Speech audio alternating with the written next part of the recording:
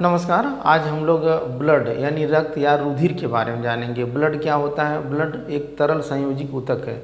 ये ब्लड के द्वारा ही हमारा शरीर गर्म होता है। देखते हैं आप कि हमारे शरीर में जो ऑक्सीजन होती है ब्लड के द्वारा ही ट्रांसफ़र होती है। जिसके पहले मैं आपको रक्त परिसंचरण तंत्र के बारे में या हार्ट के बारे में जो बताया था उसमें पूरा डिटेल में बताया।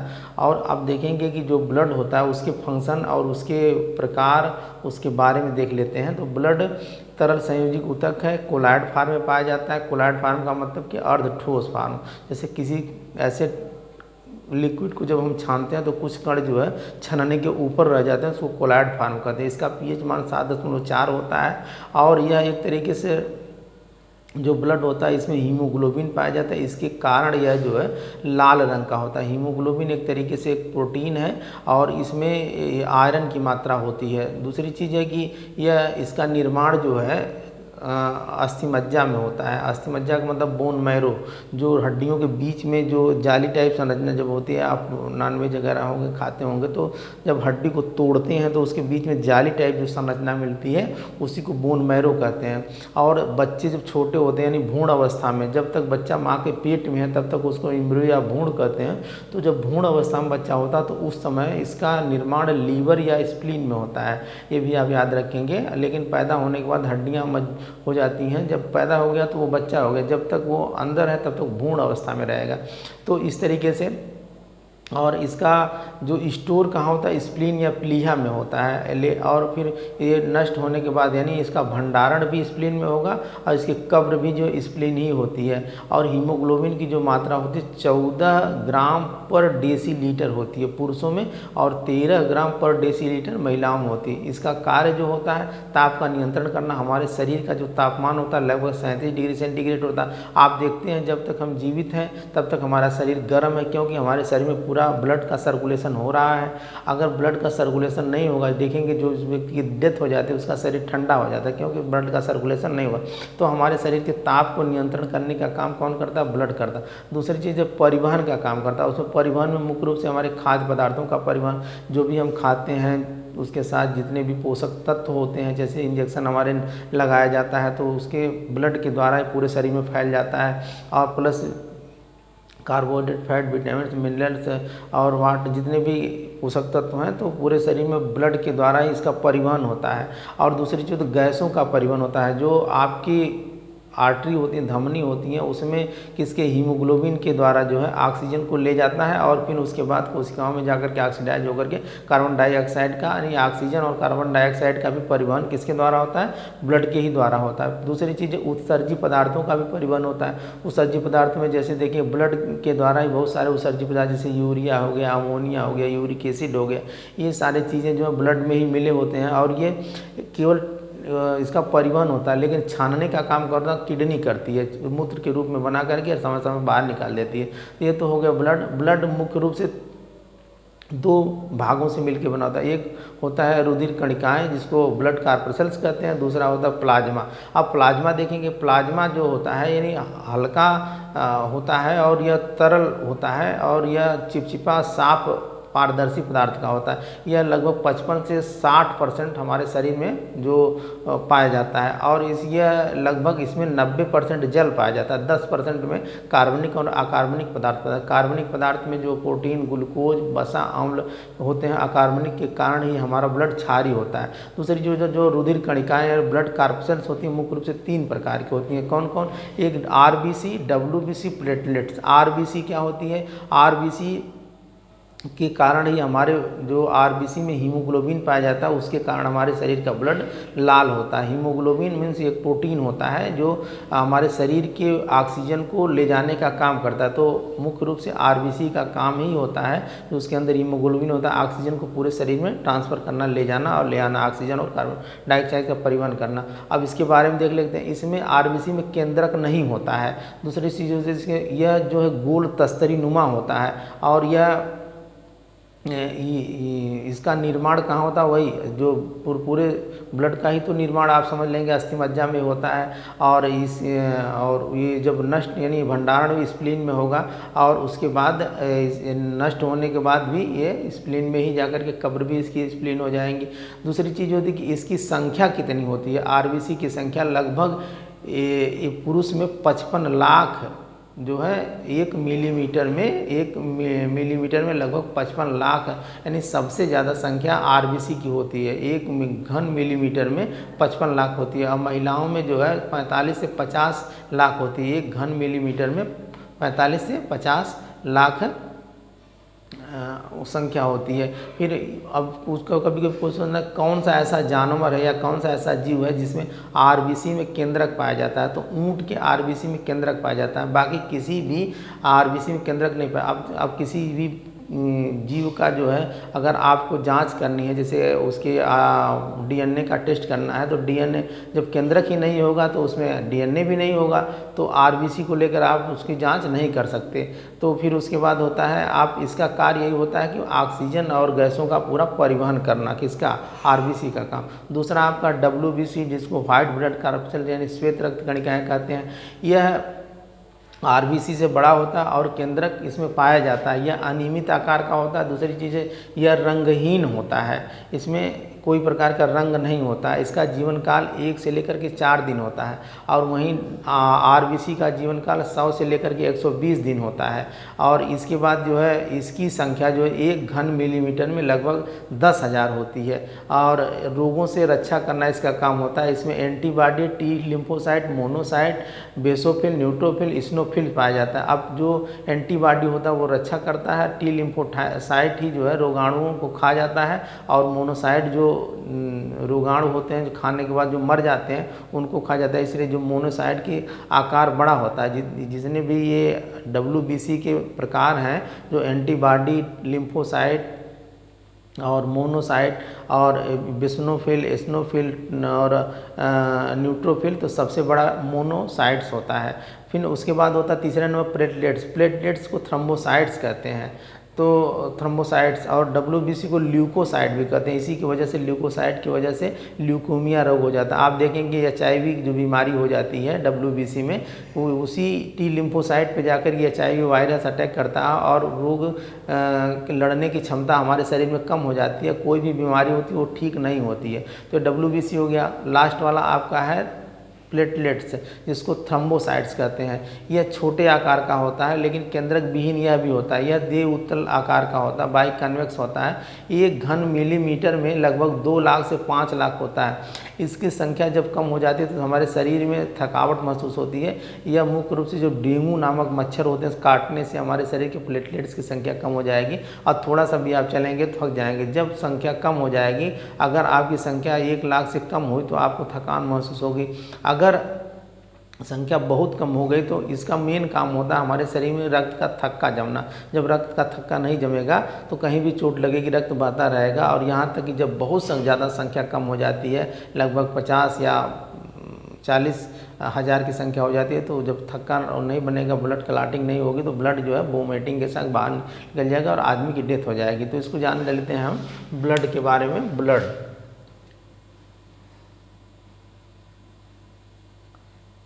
या रुधिर या इसको रक्त भी कहते हैं। रक्त यह एक तरल संयोजी ऊतक है। तरल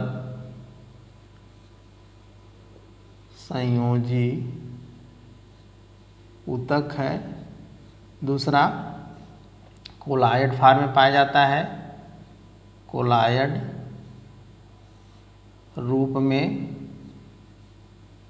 रूप में पाया जाता है। तीसरा इसकी तरल संयोजी ऊतक है। यह रंगीन होता है। किसके कारण? हीमोग्लोबिन HB, हीमोग्लोबिन का रंगीन होता है। और पुरुषों में HB की मात्रा, हीमोग्लोबिन की मात्रा कितनी होती है? 14 ग्राम पर डेसीलीटर होती है। और महिलाओं में महिला में HB की संख्या 13 ग्राम पर डेसीलीटर होता है। ठीक, इसका निर्माण कहाँ होता है? निर्माण अस्थिमज्जा में होता है। अस्थिमज्जा, इसको बोन मैरो कहते हैं। मैरो यह वयस्क में होता है। वयस्क मतलब एडल्ट स्टेज में, लेकिन जब भ्रूण अवस्था में होगा, बच्चा माँ के पेट में रहेगा, भ्रूण अवस्था में कहाँ होगा? यकृत में होगा। यकृत मीन्स लीवर में होगा। लीवर में होगा। और इसके बाद जो है ये हो गया, ये इस तरीके का। और इसके बाद इसका स्टोर कहाँ होता है? यानी भंडारण स्प्लीन में। स्प्लीन का मतलब प्लीहा। और इसकी कब्र भी होती है। क्या? स्प्लीन ही होगी, मरने के बाद प्लीहा में ही ये आकर के इकट्ठा हो जाता है। तो इस तरीके से ये हो गया आपके ब्लड के बारे में।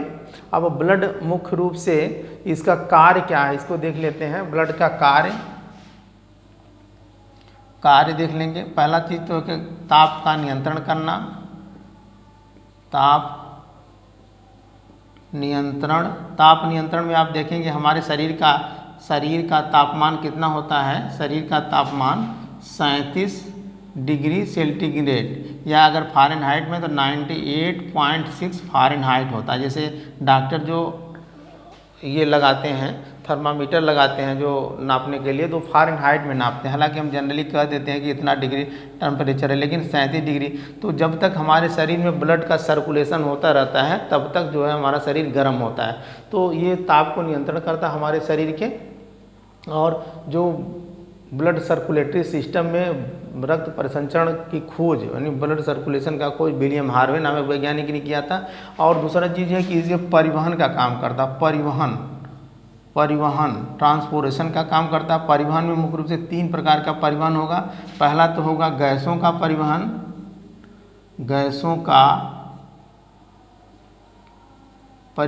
गैसों में का oxygen and CO2 carbon dioxide. Oxygen carbon dioxide आप जानेंगे। ऑक्सीजन ले जाने का काम जो हमारे शरीर में ब्लड ही करता है। ब्लड में हीमोग्लोबिन होता है जो धमनी के द्वारा बाएं साइड से पूरे शरीर में जाता है, वापस शिरा के द्वारा कार्बन डाइऑक्साइड लेकर के वापस आता है हृदय में, फिर उसके बाद फेफड़े द्वारा बाहर निकाल दिया जाता है। तो इस तरीके गैसों का परिवहन करता है। जो ऑक्सीजन, जो खाद्य पदार्थों का, जो पोषक पदार्थ यानी खाद्य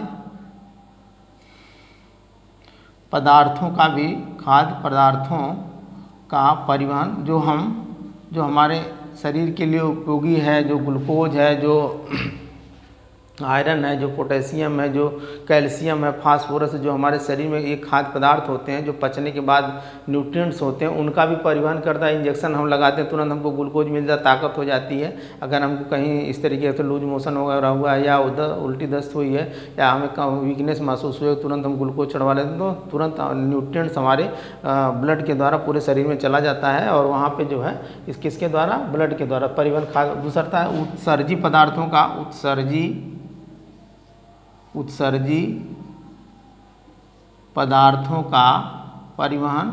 उत्सर्जी पदार्थों का परिवहन में आप देखेंगे जो हमारे ब्लड में बहुत सारे यूरिया, बहुत सारे यूरिक अम्ल, बहुत सारे अमोनिया, ये सब का भी परिवहन ब्लड के द्वारा होता है। और इसका क्षमता कहाँ है? ये केवल परिवहन करता है। छानने का काम किडनी करता है। किडनी छान करके यूरिन बना करके मूत्राशय के रास्ते, मूत्राशय से होते हुए मूत्रमार्ग द्वारा बाहर निकाल देता है। तो ये 7 ताप नियंत्रण का कार्य हो गया।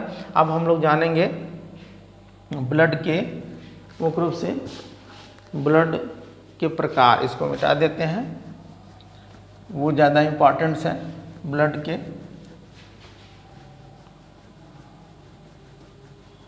कितने भाग होते हैं, प्रकार नहीं कहेंगे, या भाग कहेंगे, या प्रकार ही कह लें। ब्लड के कितने भाग होते हैं? मुख्य रूप से ब्लड के भाग, रुधिर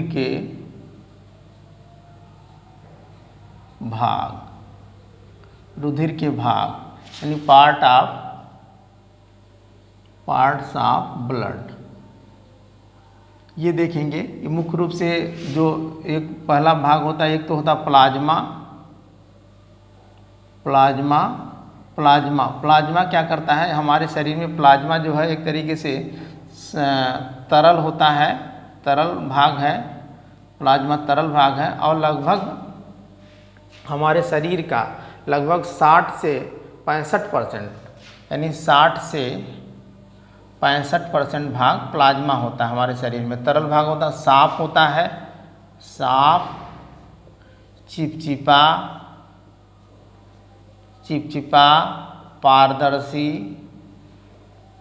पारदर्शी होता है, और इसमें कार्बनिक और अकार्बनिक पदार्थ होते हैं। कार्बनिक और अकार्बनिक पदार्थ होते हैं। कार्बनिक में आप देखेंगे जितने भी ग्लूकोज हैं, फैट्स हैं, प्रोटीन है, कार्बनिक हो जाएंगे, और अकार्बनिक के कारण ही हमारा शरीर का ब्लड जो है यह क्षारीय होता है। जो इसका पीएच मान कितना होता है? पीएच मान 7.4 पीएच मान होता है, ठीक है। इसके कारण यह क्षारीय होता है, ब्लड कितना होता है? क्षारीय होता है, ठीक है। दूसरा है आपका, ये तो ये हो गया। दूसरा यहाँ देख लेते हैं, दूसरे नंबर के दूसरे भाग में होते हैं ये आपके रुधिर कणिकाएँ। रुधिर कणिकाएँ यानी ब्लड कार्पसेल्स।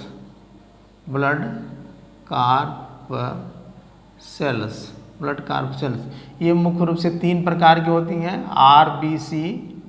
आरबीसी, दूसरे नंबर पे डब्ल्यूबीसी, और तीसरे नंबर प्लेटलेट्स। अब आरबीसी को देख लेते हैं, ये चल नहीं रही है।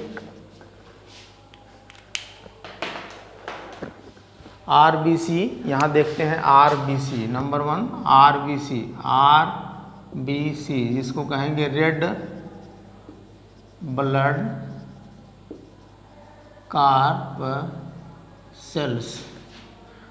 कार्पसेल्स कहेंगे, यानी लाल रुधिर कणिकाएँ। अब देखेंगे जो आरबीसी होता है, आरबीसी का लगभग आरबीसी जो होती है यह आप देखेंगे थोड़ा सा यहाँ रुधिर कणिकाएँ जो होती हैं, अब जब ये 60 से 65% है तो यह कितने हो जाएंगे? 40%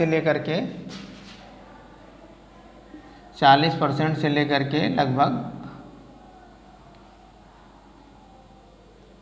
40% के लगभग आपकी ये हो जाएंगे, 40 या 35 कर लेंगे, 40% हो जाएंगी। और आरबीसी यानी रेड ब्लड कार्पसेल्स की संख्या कितनी होती है? संख्या पुरुषों में लगभग 50 लाख से 55 लाख, और महिला में लगभग 50 लाख होती है, 50 लाख होती है। और ये इसका जीवन काल 120 दिन होता है। इसका जीवन काल 120 दिन होता है। इसमें आरबीसी में हीमोग्लोबिन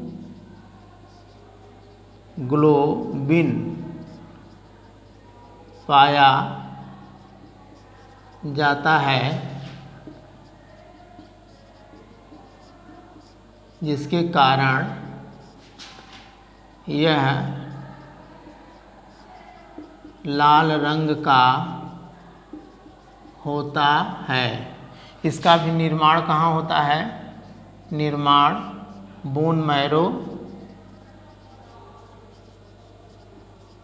यानी अस्थि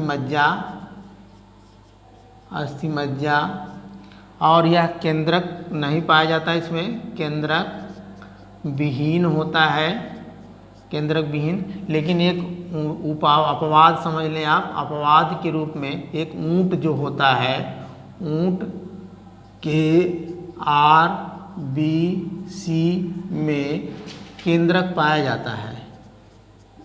केंद्रक क्वेश्चन पूछता है पाया जाता है और इसका आकार गोल होता है, आकार गोल होता है। इसकी कमी से एनीमिया रक्ताल्पता एनीमिया रोग हो जाता है। इसकी कमी से एनीमिया रोग हो जाता है। और इसका मेन काम क्या होता है, इसका मुख्य कार्य इसका कार्य होता है, मुख्य कार्य इसका होता है, मुख्य कार्य गैसों का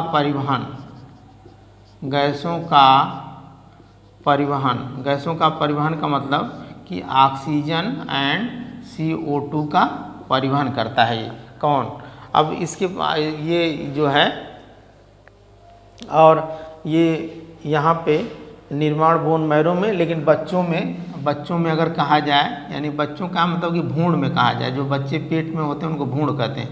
भ्रूण में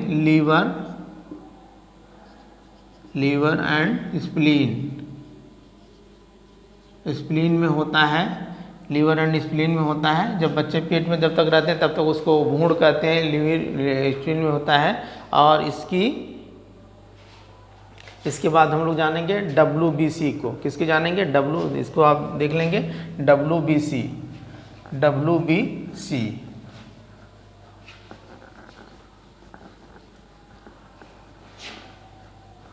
WBC को व्हाइट ब्लड कॉर्पसेल्स कहते हैं। WBC यानी WBC को व्हाइट ब्लड कॉर्पसेल्स ने श्वेत रुधिर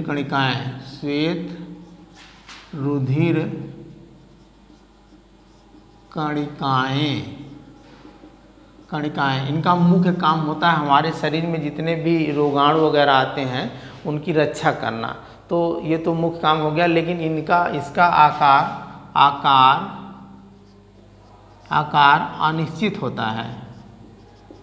अनिश्चित होता है। अमीबा का जैसे आकार अनिश्चित होता है।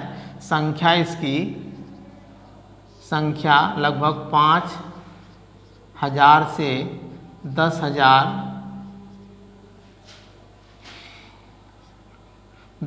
तक होती है। जीवन काल 4 दिन केवल होता है। एक से लेकर 4 दिन, यानी 1 दिन से लेकर के 4 दिन, 1 से 4 दिन का होता है। यह अनिश्चित होता है और इसमें कोई ये रंगहीन होता है। रंगहीन होता है। क्या होता है? रंगहीन होता है। और इसके मुख्य रूप से जो इसके भाग हैं, एंटीबॉडी है और टी लिम्फोसाइट है,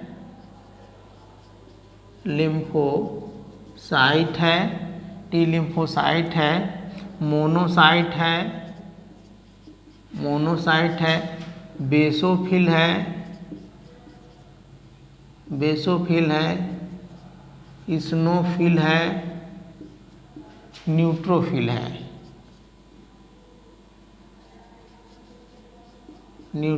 है। अब देखेंगे जब हम इसका मुख्य कार्य क्या है। मुख्य कार्य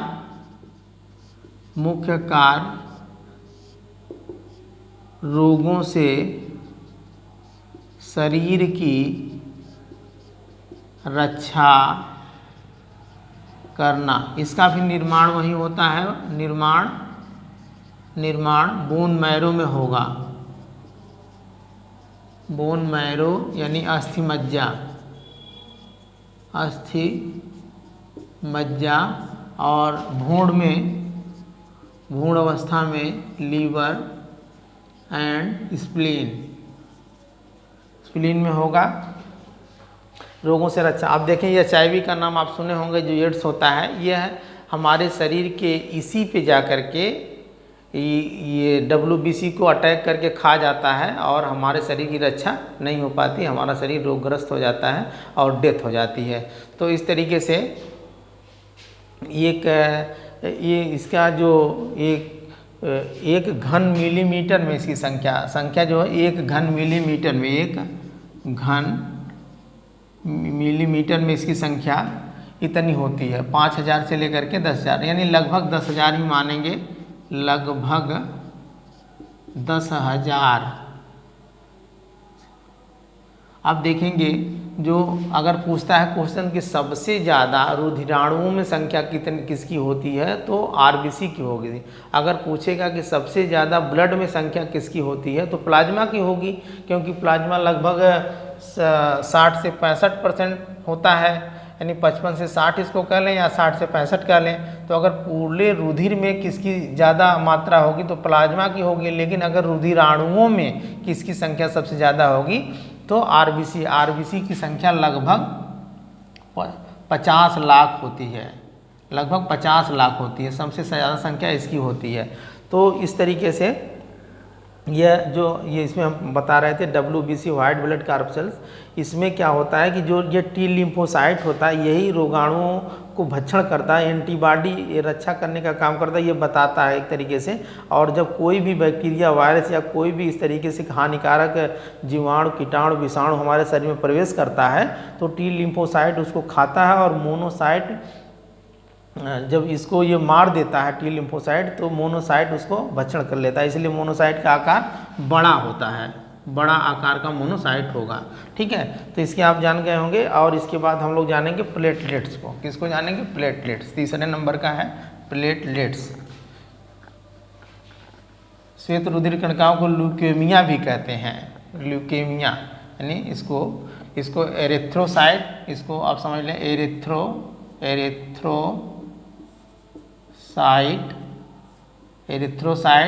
इसको ल्यूकेमिया, ल्यूकोसाइट,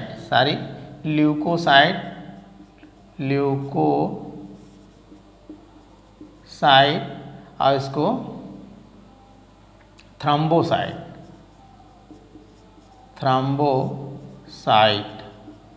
थ्रम्बोसाइट इसको कहेंगे। अब इसमें हम देखेंगे प्लेटलेट्स के बारे में। प्लेटलेट्स हमारे शरीर में लगभग 2 लाख से 5 लाख एक घन मिलीलीटर में जो है, यानी प्लेटलेट्स क्या होता है, प्लेटलेट्स का आकार भी छोटा होता है, ये अभी केंद्रक बीन है। प्लेटलेट्स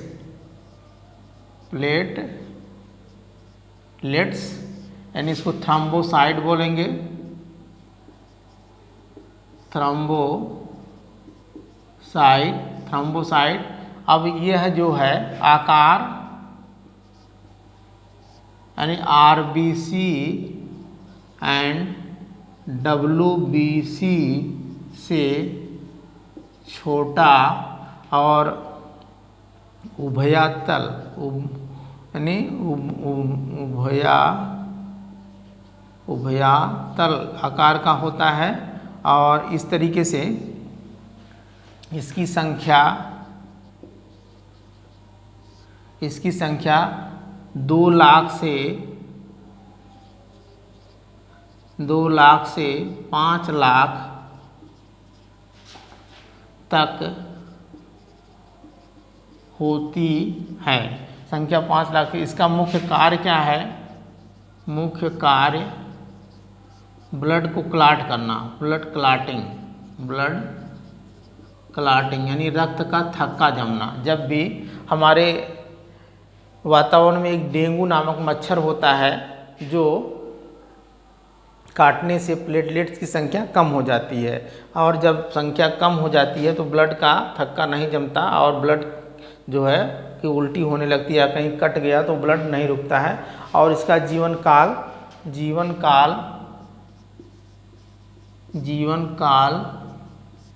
8 से 10 दिन होता है। जब इसकी संख्या कम हो जाती है तो मुख्य रूप से बकरी का दूध, पपीते का पत्ता, गिलोय, कीवी ये सब खाते हैं तो इस संख्या इसकी बढ़ जाती है, बहुत जल्दी इसकी संख्या बढ़ती है। तो अगर इसमें ये आपके हो गए मुख्य कार्य आपका ब्लड क्लॉटिंग। आज के लिए इतना ही, धन्यवाद।